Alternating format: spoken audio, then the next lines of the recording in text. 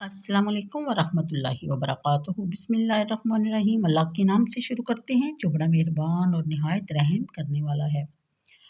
पारा नंबर 29 और सूरा अल-मुरसलात की आयत नंबर 19 के मुताबिक, क्या हमने तुम्हें हकीर पानी से पैदा नहीं फरमाया, फिर हमने रख दिया इसे एक महफूज जगह यानी रहम मादर में, फिर एक मुअय्यन मुद्दत तक, फिर हमने एक अंदाज़ा ठहराया, बस हम कितने बेहतर अंदाज़ा ठहराने वाले हैं। आयत नंबर 23 तक का तर्जुमा।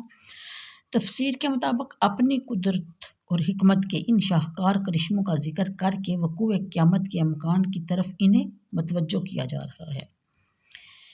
फ़ी करार मकीन इनके कलमात गौर तलब हैं। रहम मादर में जब नुतफ़ा करार पकड़ता है तो इसकी हिफाजत के कितने मुकम्मल और मजबूत इंतज़ामात किए जाते हैं कि वो बाराम तग़य्युरात के नाजुक तरीन मरहलों से खैर व खूबी गुज़रता है। खारजी अवामल इसकी नशोनुमा में आसानी से दखल अंदाज नहीं हो सकते। माँ अपने घर के काम काज में भी मसरूफ़ रहती है, बदनी मुशक्क़त के काम भी वो किया करती है, लेकिन किसी गैर मामूली हादसा के सिवा हमल को कोई नुकसान नहीं पहुँचता।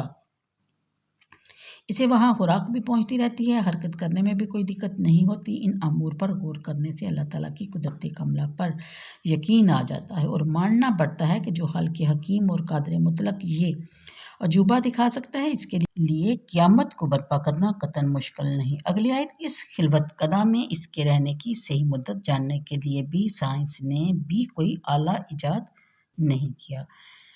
अगली आयत, यानी हमने इसके बारे में तमाम अमूर का अंदाज़ा कर लिया है और इनके बारे में अपना फ़ैसला सादर कर दिया है, साथ ही फरमाया कि हमसे बेहतर सही और हकीमाना अंदाज़ा कौन लगा सकता है। अगली आयत के मुताबिक हज़रत इब्न मसूद कहते हैं कि रसूल करीम सल्लल्लाहु अलैहि वसल्लम ने बयान फरमाया कि हुज़ूर सच्चे हैं और आपकी तस्दीक की गई है कि तुम में से हर एक की तख्लीक इसी तरह होती है कि 40 दिन तक वो अपनी माँ की शक्ल में नुतफ़ा की सूरत में होता है, फिर इतनी मुद्दत वो लोथड़ा की शक्ल में होता है, फिर इतनी मुद्दत वो गोश्त का टुकड़ा होता है, फिर अल्लाह ताला 4 बातों के साथ एक फ़रिश्ते को मबूस करते हैं। इस वक्त इसका अमल, इसकी मौत का दिन, इसका रिज़्क़ और ये बात कि वो बदबख्त है या नेक बख्त लिख दी जाती है। फिर इसमें रूह फूंक दी जाती है। अगली आयत में, जो लोग अल्लाह ताला की कुदरत के इस शाहकार को देखते हैं, फिर इसके नबी की तकज़ीब करते हैं और क़यामत का इनकार करते हैं, इनके लिए क़यामत के दिन तबाही और बर्बादी के सिवा कुछ नहीं।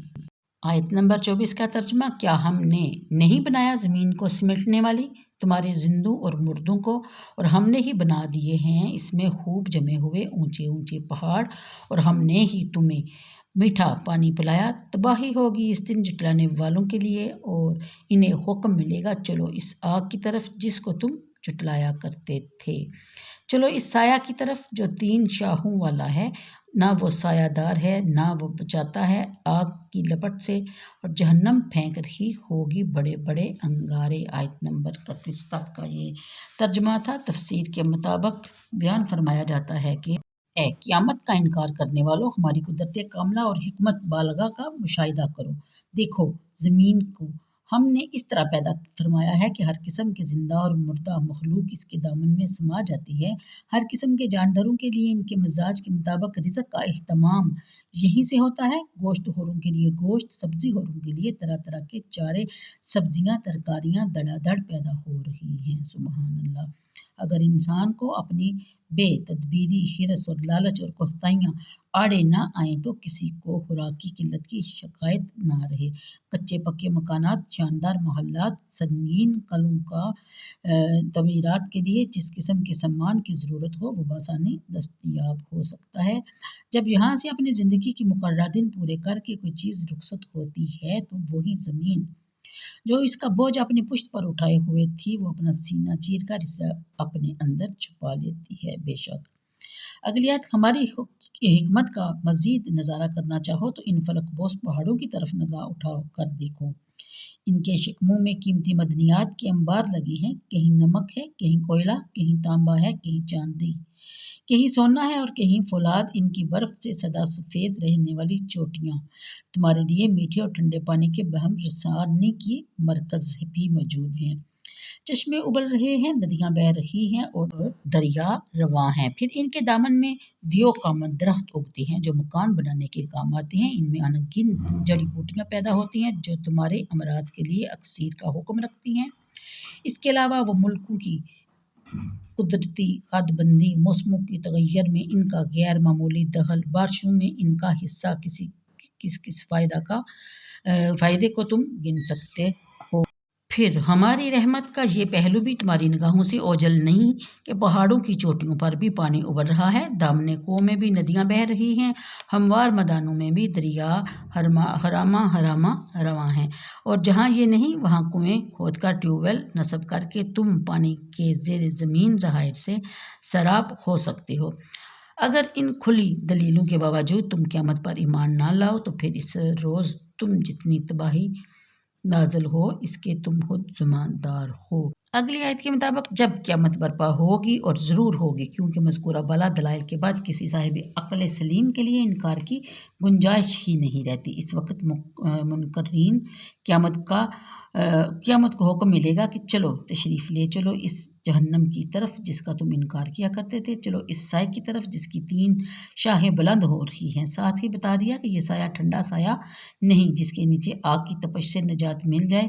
بظاہر تو یہ سایہ معلوم ہوتا ہے، حقیقت میں یہ دوزخ سے اٹھتا ہوا دھواں ہے۔ اگر کوئی بھاگ کر اس کے تلے پناہ لینا چاہے گا تو اسے پتہ چل جائے گا کہ اس کی کوئی چھاؤں نہیں، اس کے نیچے کھڑے ہونے سے کوئی ٹھنڈک محسوس نہیں ہوتی۔ تنور سے اٹھتے ہوئے دھوئیں کو آپ دیکھیں گے تو پہلے وہ ایک گولے کی طرح اٹھتا ہے، جب وہ فضا میں بلند ہوتا ہے تو اس کی کئی شاخیں الگ الگ بننے لگتی ہیں۔ دوزخ سے جو دھواں اٹھے گا اس کی 3 شاخیں ہوں گی جس سے وہ دھوکہ کھا کے جس طرح دنیا میں دوسروں کو دھوکہ دیتے ہیں وہاں بھی وہ بھی دھوکہ کھائیں گے۔ پھر اگلی آیت میں آتش جہنم کی ہولناکیوں کا ذکر کیا جا رہا ہے کہ اس کی آگ سے جو شرارے اٹھیں گے وہ اتنے بڑے بڑے ہوں گے جیسے کوئی شاہی محل ہو، بکنگم پیلس جیسے حجم کے، تو اس کے شرارے اور چنگاریاں ہوں گی اور ان کی رنگت زرد ہوگی، دیکھنے سے یوں پتہ چلے گا جیسے زرد رنگ کے اونٹوں کی قطار جنگل میں پھیل گئی ہو۔ پہلے ان کے حجم کا ذکر کیا جا رہا ہے، اب ان کی ڈراؤنی رنگت کی کیفیت بھی بیان کی گئی، بعض نے صفر کا معنی سیاہ بھی لیا ہے۔ اگلی آیت کے مطابق یعنی آیت نمبر 32، گویا وہ زرد رنگ کے اونٹ ہیں، تباہی ہوگی اس دن جھٹلانے والوں کے لیے، یہ وہ دن ہوگا جس میں نہ وہ بول سکیں گے اور نہ ہی انہیں اجازت ملے گی کہ وہ کچھ عذر پیش کر سکے۔ تباہی ہوگی اس روز جھٹلانے والوں کے لیے۔ اے کافروں، یہ فیصلے کا دن ہے جس میں ہم نے تمہیں اور اگلوں کو جمع کر دیا ہے، پس اگر تمہارے پاس کوئی چال ہے تو میرے خلاف استعمال کرو۔ یعنی جنہوں نے اتنے خوفناک دن اور ایسے دردناک عذاب کو دنیا میں تسلیم نہ کیا بلکہ اس کا انکار ہی کرتے رہے، اس کا مذاق ہی اڑاتے رہے، خود ہی بتائیں کہ قیامت کے روز ان کے مقدر میں تباہی اور رسوائی اور ہلاکت کے سوا اور کیا ہو سکتا تھا۔ اگلی آیت میں بتایا جا رہا ہے کہ اس روز ان منکرین کا کیا حال ہوگا۔ فرمایا خوف کے مارے زبان گونگی ہو جائے گی، قوت گواہی جو ہے وہ سلب ہو جائے گی، ہر وقت کینچی کی طرح تیز چلنے والی زبان ایک لفظ بھی نہ بول سکے گی۔ دنیا میں بہانہ سازی کے فن میں وہ ید طولہ رکھتے تھے، جب کہیں پھنس جاتے کوئی نہ کوئی ایسا عذر تراشتے کہ ان کی گلو خلاصی ہو جاتی۔ ان کو اپنی اس قابلیت پر بڑا ناز تھا، وہ اسی چیز نے انہیں بدکاریوں پر دلیر کر دیا تھا۔ دنیا میں تو بے شک ان کی یہ مہلت مسلم تھی، لیکن قیامت کے دن ان کے لبوں کو سی دیا جائے گا اور انہیں کسی قسم کا عذر بہانہ پیش کرنے کی اجازت نہیں دی جائے گی۔ جب وہ اسی طرح پھنسے ہوں گے تو ان کی تباہی اور بربادی میں کسی کو کیا شک ہو سکتا ہے۔